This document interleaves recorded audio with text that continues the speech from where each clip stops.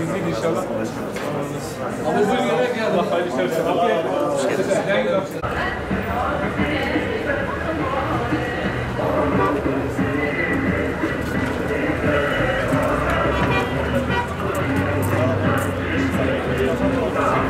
Hayırlı işler. Tereddütler kaldık. Selamünaleyküm. İşlerin nasıl? Selamünaleyküm. Allah'a şükür. İyisiniz. Çok iyidir. Allah Teala bereket versin. Allah olsun. Bir isteğin var bize. Allah razı olsun. İnşallah desteklerini bekleriz. İnşallah. Allah emanet olun. Selam. Bir Dava Partisi Ağrı Belediye Başkan adayımız Burhan Aslan.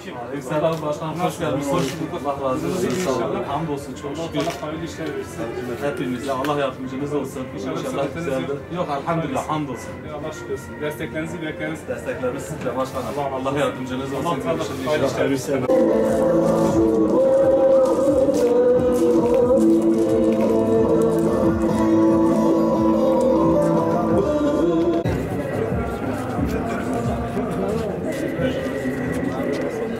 كلام كده؟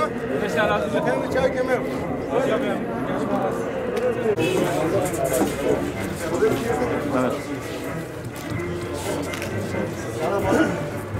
Bir Dava Partisi Ağrı Belediye Başkan adayımız Burhan Aslan. Hoş geldin. Nasılsın abi? İyisin.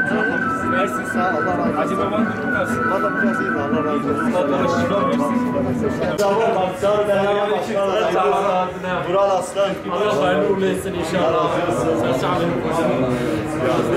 شكرا بخير. بس هذا بشر قادم ما دام الله كفيل. كاتب هذا كيجا من خيرك هذا يديك